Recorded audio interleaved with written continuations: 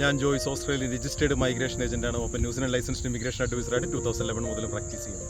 19 December 2024 മുതൽ ഓസ്ട്രേലിയക്ക് പുറത്തു നിന്ന് വരുന്ന ഇന്റർനാഷണൽ സ്റ്റുഡൻസിനെ, ഓഫ് സ്റ്റുഡൻസിനെ എയിം ചെയ്തുകൊണ്ട് നടപ്പിലാക്കിയിരിക്കുന്ന മിനിസ്റ്റീരിയൽ ഡയറക്ഷൻ 111 അതിനെക്കുറിച്ചാണ് ഞാനിന്ന് പറയുന്നത്. അതുപ്രകാരം ഓസ്ട്രേലിയക്ക് പുറത്തു നിന്ന്, ഇന്ത്യ പോലത്തെ കൺട്രികളിൽ നിന്ന് വരുന്ന സ്റ്റുഡൻറ്റ് വിസയിൽ വരുന്ന വിദ്യാർത്ഥികളുടെ വിസ ആപ്ലിക്കേഷൻ രണ്ടായിട്ടാണ് തിരിക്കുക. അതിൽ ഫസ്റ്റ് കാറ്റഗറി എന്ന് പറയുന്നത് പ്രയോറിറ്റി 1 ഹൈ പ്രയോറിറ്റിയാണ്. പേര് സൂചിപ്പിക്കുന്ന പോലെ വളരെ ഫാസ്റ്റ് ആയിട്ട് എൻ്റെ പ്രോസസ്സിങ് കംപ്ലീറ്റ് ആക്കും. ഇനി രണ്ടാമത്തെ കാറ്റഗറി എന്ന് പറയുന്നത് പ്രയോറിറ്റി 2 ആണ്.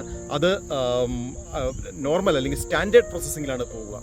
അപ്പോൾ എങ്ങനെയാണ് ഫാസ്റ്റ് ആയിട്ട് പ്രോസസ്സ് ചെയ്യുന്ന ആ കാറ്റഗറിയും അതുപോലെ തന്നെ സ്റ്റാൻഡേർഡായിട്ട് പ്രോസസ്സ് ചെയ്യുന്ന രീതിയും എങ്ങനെയാണ് വർക്കൗട്ട് ചെയ്യുക എന്നുള്ളതാണ് ഞാൻ നിങ്ങളോട് പറയാൻ പോകുന്നത്.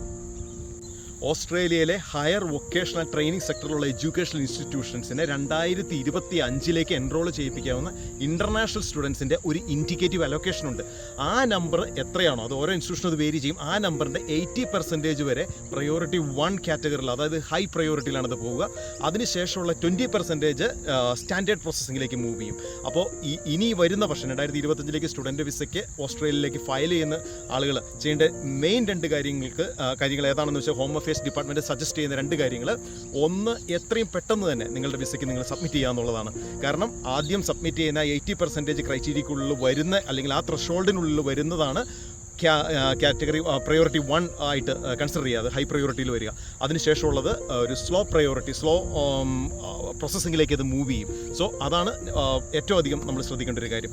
രണ്ടാമത് നിങ്ങൾക്ക് ഇമ്പോർട്ടൻ്റ് ആയിട്ട് ശ്രദ്ധിക്കേണ്ട ഒരു കാര്യം എന്ന് പറയുന്നത്, നിങ്ങൾ സബ്മിറ്റ് ചെയ്യുമ്പോൾ, ഒരു വിസ ആപ്ലിക്കേഷൻ സബ്മിറ്റ് ചെയ്യുമ്പോൾ മാക്സിമം എല്ലാ ഡോക്യുമെൻറ്റ്സും കൊടുക്കാനായിട്ട് നോക്കുക. കാരണം ഫർദർ ഡോക്യുമെൻറ്റ്സ് റിക്വസ്റ്റ് ചെയ്യാനായിട്ട് ഹോം അഫയേഴ്സിന് ടൈം എടുക്കേണ്ട വന്നു കഴിഞ്ഞാൽ വീണ്ടും പ്രോസസ്സിങ് ഡിലേ ആവും. ഓട്ടോമാറ്റിക്കലി അത് ആദ്യം കൊടുത്തു എന്നുകൊണ്ടുള്ള കാര്യമില്ല, സ്റ്റാൻഡേർഡ് പ്രോസസ്സിലേക്ക് മൂവ് ചെയ്യും. അപ്പോൾ ഇതിനെക്കുറിച്ച് എന്തെങ്കിലും സംശയങ്ങളോ കാര്യങ്ങളുണ്ടെങ്കിൽ തീർച്ചയായിട്ടും ഞാൻ ഹോം അഫയേഴ്സ് ഡിപ്പാർട്ട്മെൻറ്റ് വെബ്സൈറ്റ് അതിൻ്റെ ലിങ്ക് ഞാൻ താഴെ കൊടുത്തിട്ടുണ്ട്, അതിൽ നിങ്ങൾക്ക് നോക്കാവുന്നതാണ്.